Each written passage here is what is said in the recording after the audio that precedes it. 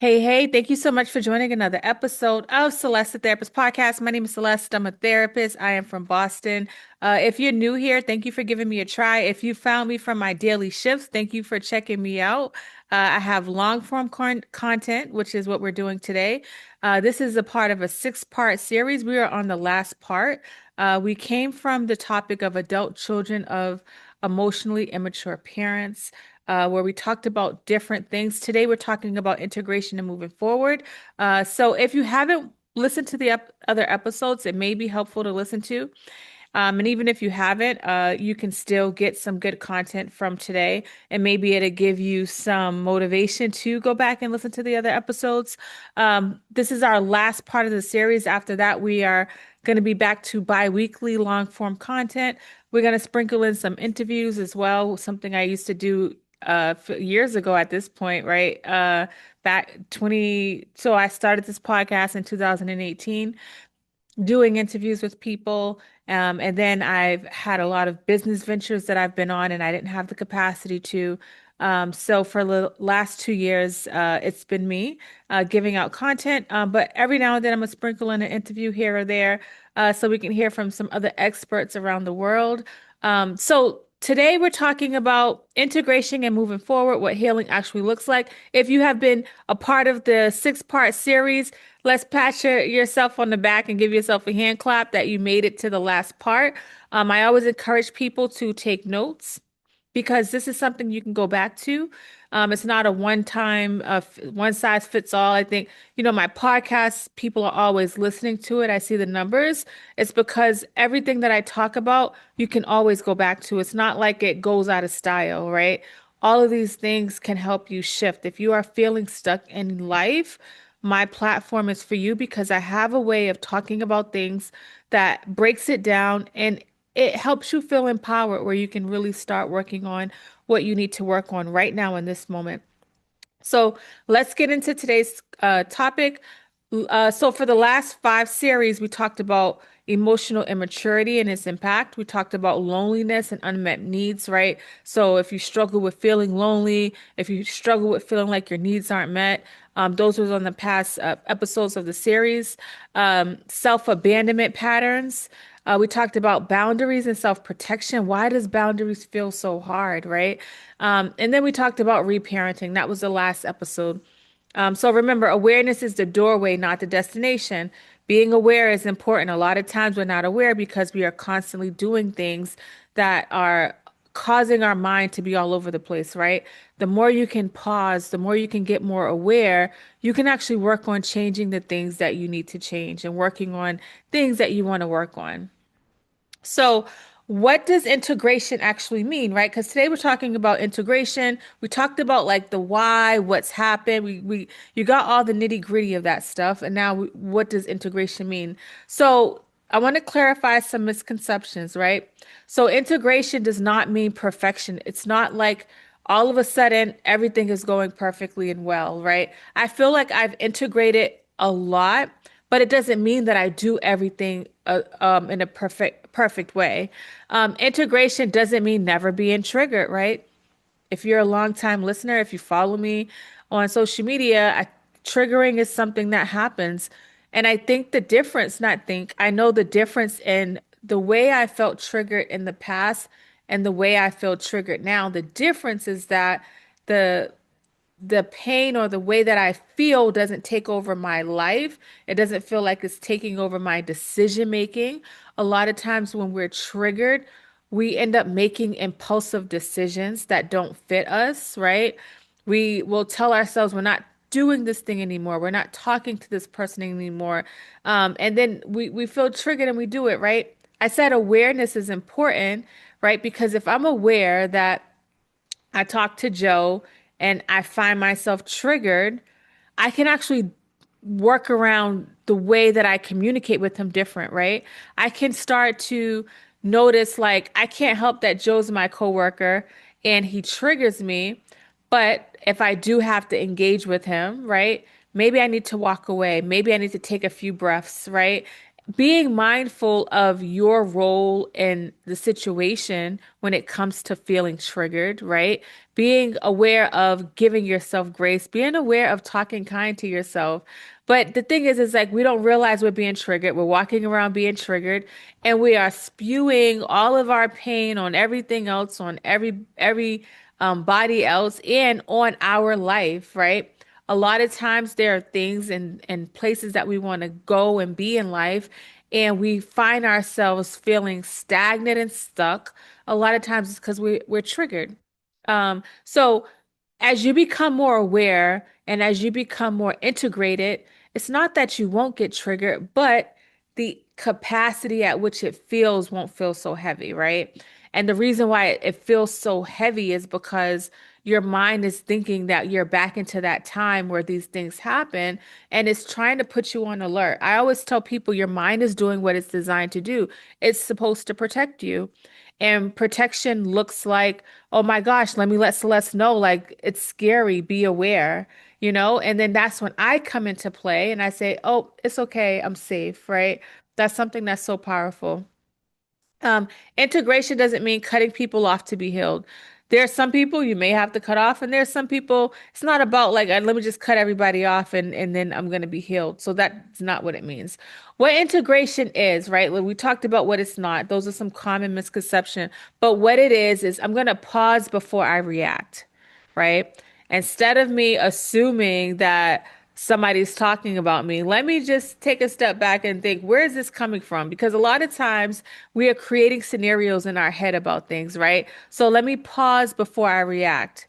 That pause, I would say there's a lot of people in jail and different situations in life where now that they're pausing, they're thinking like, damn, if I had have just like took a breath, took a beat, right? J. Cole has this song, he has I love J. Cole, but he said there's a suicide hotline, right?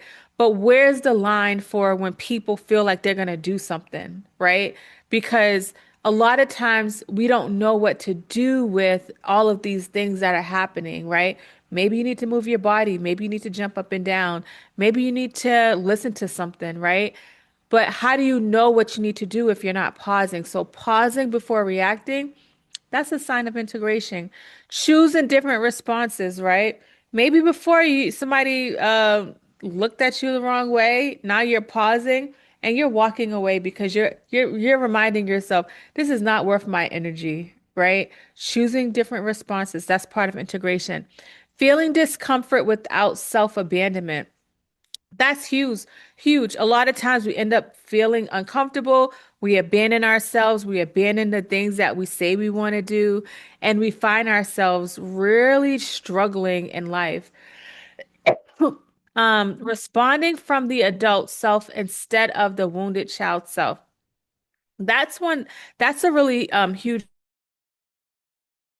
A lot of times we don't realize, and I did a series on healing your inner child. A lot of times we don't realize that the little girl or little boy in us is responding from something, right? The more that you can work on being in charge, right? Because when I say if you haven't heard healing your inner child, when I say the little child in you, it's a part of who you are, your experiences. And when you're triggered, your experiences will come up, right? Because your mind doesn't know it's 2026. Your experiences come up. You're feeling triggered and you find yourself responding. You ever feel like it may be you too, but um, damn, that person's acting like a child, right? Sometimes you may feel like you're responding in that way too. The reason why that's happening is because your inner child is the one that's the lens, is looking at things from that area. You were bullied in the past, so now this friend that may be talking to somebody else, your mind has created the scenario that they're talking about you, right? And so a lot of times, some of the responses that come up may not make sense because it's not coming from the adult you. It's not coming, I'm 43, right? It's not coming from the 43-year-old Celeste, it's coming from the 13-year-old Celeste. And if you can be mindful of how you're feeling, your responses, right? That is going to be such a game changer. And you won't find yourself feeling guilty or bad by how you responded because now you're like taking a pause. Um, the key line I want you to repeat to yourself, right? Healing shows up in how I respond, not in the absence of emotion. Healing shows up in how I respond, not in the absence of emotion. And what this means is that you're going to have emotions that's going to come up. We are human, we cannot help it. Even though we haven't been taught about our emotions, it's important to understand that they're going to come up. And it doesn't mean that it's something wrong with us, like we're defective. It means that we're human, right? Some of those emotions that might come up may not make sense. It may feel like, dang, I hate that I feel this way. I shouldn't try not to say I shouldn't feel this way, right? Like I should have been over this. How when you it's been part of your experiences. You're not a robot. You can't just turn on and off the hard things that's happened. And because we can't turn on and off the hard things that's happened, that means that sometimes things are going to come up that are going to be hard. And it doesn't mean I'm not moving forward. It doesn't mean I'm not integrated. It just means that I'm human, right? That's important. Some signs that you're healing, even if it doesn't feel like it, right? I do this work with people, and a lot of times, I'll remind them, "Ooh, dang, I know that sucked that you had to feel that, but I'm glad you're feeling it. I'm glad you're aware of it." So a lot of times we don't know what that looks like. So I want to share with you some signs that you're healing, even if it doesn't feel like it. You're starting to notice signs sooner. This is a pattern sooner. This is a telltale sign, right? I'll go from a client going through some things, then they don't know what's wrong with them. Now we're going back through the timeline and they're like, oh yeah, that makes sense. That's why I feel this way, right? Boom. I get to the point where they're coming in, they're telling me this happened. They realize they felt that way in the moment, right? When you're noticing these patterns sooner, that is a sign that you're healing. It doesn't mean like everything's going to go well when you're healing. It means that you're understanding what is happening in real time. The second sign that you're healing is that you start to recover faster after emotional hits. I said like I'm at a place where, yeah, I'll feel these things, but it doesn't take over my life. It doesn't feel as heavier. I'm able to reset, right? So if you find yourself recovering faster after emotional hits, because remember, we're human, we're going to experience emotions, that is important. You feel guilt and still choose yourself. Huge, huge, huge, right? I talk to so many people, especially women. We find ourselves feeling guilty, struggling with choosing ourselves. And the moment we choose ourselves, the moment that I work with people and they choose themselves, they will say, like, I chose myself, but it felt hard. It was a hard thing to do. And I'm like, that is so good. Not that you felt guilty or it felt hard because that sucks. Nobody wants that feeling. But the fact that you honored what you need despite what you felt, right? That is huge. You start to stop over explaining, right? You start to be like, you know what? No, and no's a complete sentence. That's important. When you find yourself not feeling like you have to over explain yourself for what you need, those are signs that you're healing. You don't need others to validate your experience as much, right? Having validation is cool, but then if you don't have it, does that mean I can't do it? If you find yourself not needing to get the validation, like some people thrive off of validation, that is a sign you're healing. You can hold compassion without minimizing harm, right? That is another sign you're healing. So during this healing stage, it's really important to normalize that grief may come up, right? Grief returning at this stage is normal. It's okay, right? You're in a process of change. As we're changing, so I tell people the battlefield is internal. It's in our mind. A lot of times we don't realize that, right? That what we are feeling inside and the battle is because our system is struggling with the change. If you've been doing something for a certain way for 20, 30 years, and all of a sudden you're like, oh, now I want to create some change, um, understand that your system is going to fight you. Our system loves things that are familiar. It loves habits. And so when you're changing, even if it's a good change, it's still not what you've been used to, right? That's where the guilty feeling comes in because you're not used to doing it that way. You're not used to saying yes to yourself. And so you start to feel guilty when you do. So the next thing I want to kind of talk about really gently is letting go of closure and fantasy parenting. This is not easy to do. Waiting for parents to change, right? Um, that may never happen. How do you reconcile when your parent still shows up in a way that doesn't serve you, that's hard to receive? Um, Letting go that, and that's grief, right? There's grief, and I talk about this a lot. We think about grief when somebody leaves this earth, but sometimes there are people still on this earth that we are grieving. And it's not that you have to cut off your parents. Some people choose to. But if it's about, I still want a relationship with them, I have to grieve that it won't look like what I want it to look like, and I have to accept it for what it is. Um, Hoping for accountability, apology, or emotional attunement.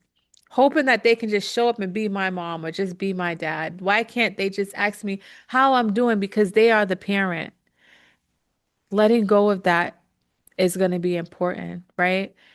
If you continue to hold on to what you want out of somebody that is not willing to change, you're going to find yourself always feeling hurt. What you want to happen is nothing wrong with that, but accepting what is happening, that is the key game changer. Because when you can accept what is, you won't find yourself feeling so hurt by the parent not responding in the way that you want to respond, right? Your parent was once a child who has come with their own stuff. And I share that not because I excuse behavior, but I want people to understand that they may not even have the capacity to give themselves what they need. So I can't expect them to all of a sudden show up for me, right? You're not wrong for wanting a parent to show up for you in the way that you would like, but also I feel like it's wrong for you to keep yourself in that state of pain because you're waiting for somebody to change, right?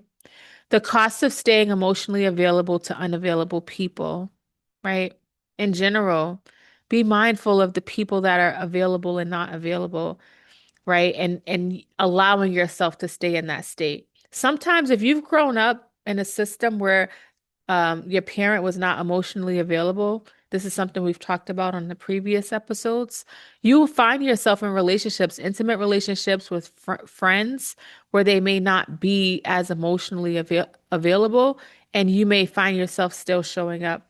It's important to be mindful of your energy and who you're showing up for and why, right? You may not feel like you have that connection with somebody, but also you may not have built it because you've been so used to being the dumping ground, right? And feeling drained.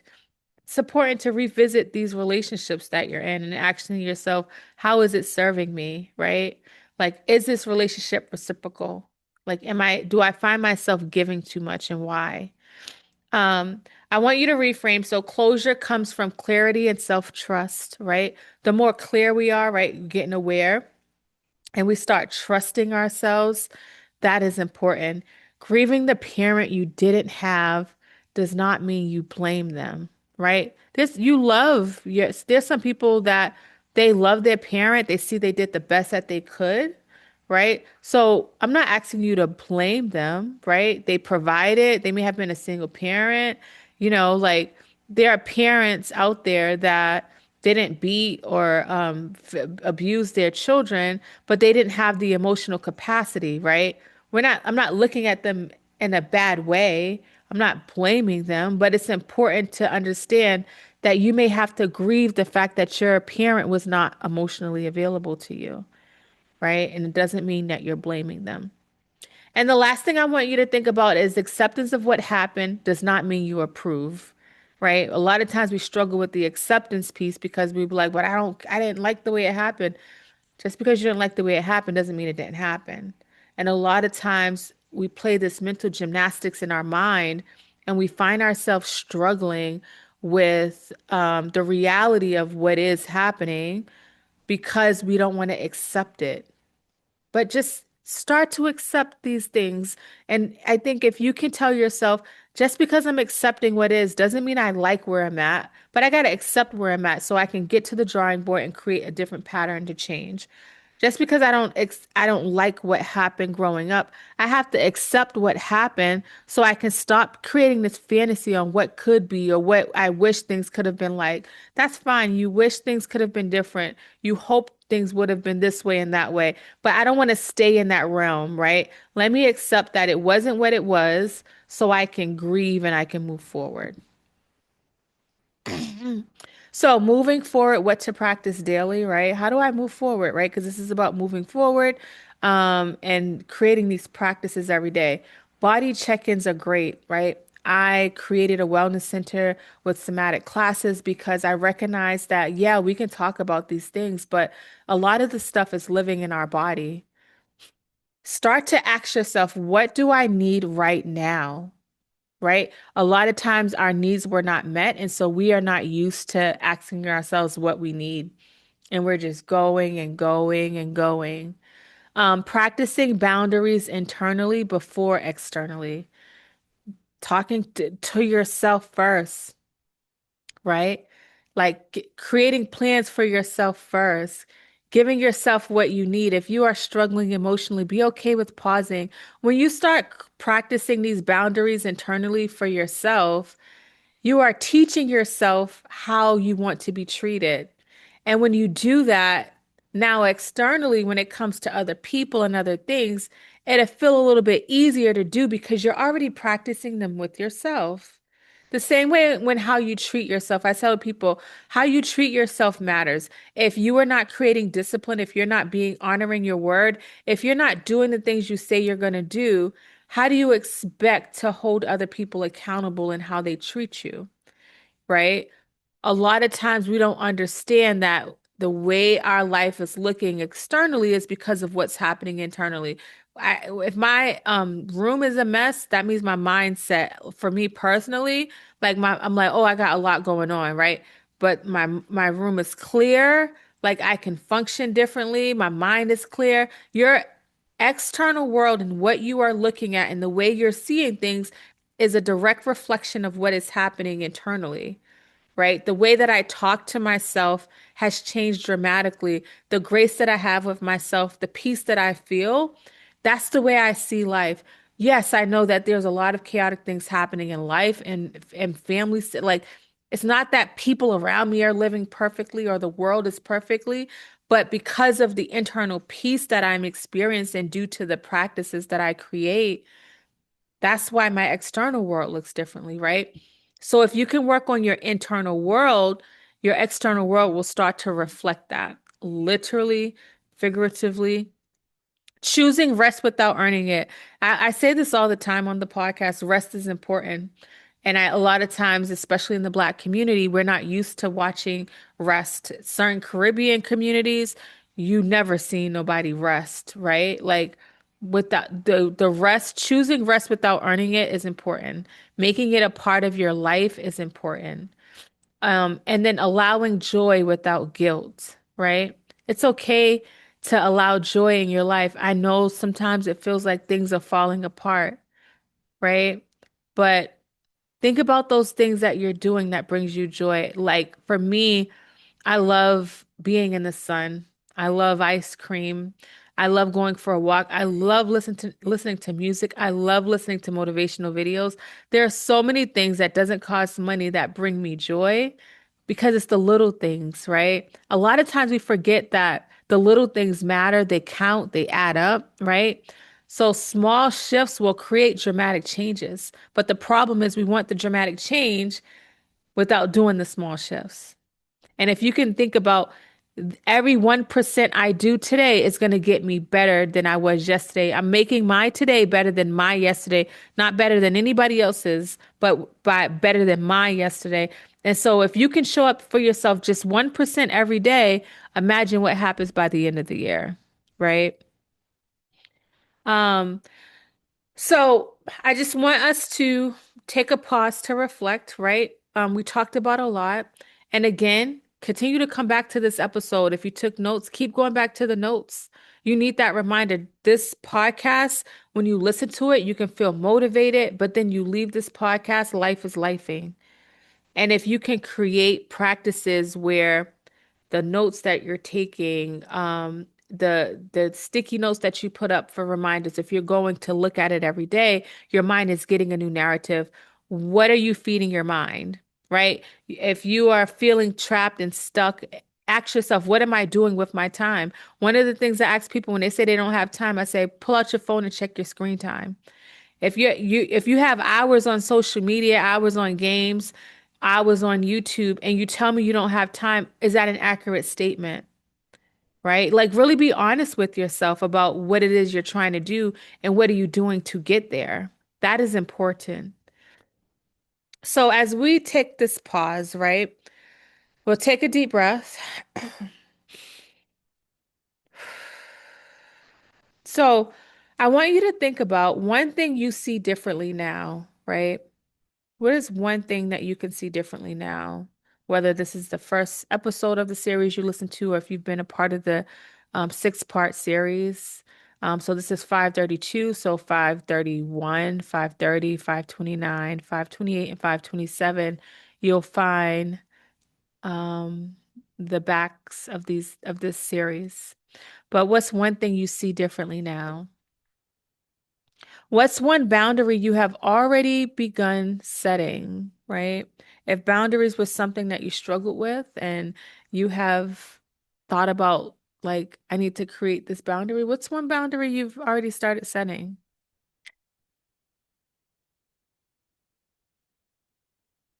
And the last thing I want you to reflect on is one way you showed up for yourself today. And if you haven't showed up for yourself today, ask yourself, how can I show up for myself today? Right? Before I get in the house after work, can I take a second to do a 2-minute breathing exercise? That's showing up for yourself. Sometimes we think about the big things, right? Like, no, I'm not asking you to go get a massage, to spend money that you don't have, right? I'm asking you to create space and time in your schedule that allows you to show up for you, especially if you're somebody that shows up for everyone else, if that's part of your job. If you're a parent, right, a friend, you're taking care of your parents, right? You're taking care of kids, right? You're working in a career path where you're peopling and you're dealing with a lot of chaos, right? You were not meant to just live in chaos, only deal with chaos, right? Show up for yourself. Is that happening? And if it's not happening, how can I begin to show up for myself today? I really want you to think deeply about that. Even if you've never watched it happen over the years. Some things I want you to remember, right, as we begin to close out. Healing is not linear. It's not like a one size fits all. When you're triggered, it doesn't mean you're failing, right? I like to share, yeah, on this podcast, I share all of my things, right? If you're a longtime listener, you know me really well because I'm an open book. I get triggered, right? Healing was not linear for me. But when I'm triggered, I don't feel like I'm feeling. I feel like I'm human. Before, did I feel like I was feeling? Probably. But in this moment, I feel like I'm human. You don't need to finish healing to live well, right? It's a journey. It's not like you have to arrive somewhere to live well. You can start living well in this moment by the joy moments that you're creating. You're allowed to move forward imperfectly. And then I want you to reaffirm safety by saying, I am not behind. I am not broken. Affirmations are important. If you listen to the daily shift, I'm always affirming at the end of the daily shift, right? So I want you to say to yourself, and you can even hold if you're listening to me watching me on YouTube, I have my hand on my heart and my other hand on my stomach, and I'm going to take a deep breath. And I'm just going to say, I am not behind. I am not broken. That is important. This was such an amazing series. I appreciate you all for being a part of it. If anything I ever say resonates for you, understand you have the power to create change. But I want you to have faith and start believing in yourself. Thank you so much for rocking out with me. If you want to follow me everywhere on all social media platforms by searching Celeste the Therapist. You can also follow my wellness center, Shifting the Way You Think. The website for that wellness center is stwyt.com. That's stwyt.com. And I am on TikTok, Facebook, Instagram, YouTube, and yeah, that's it. So thank you so much for rocking out with me. And until next time, beautiful people, I will talk to you later.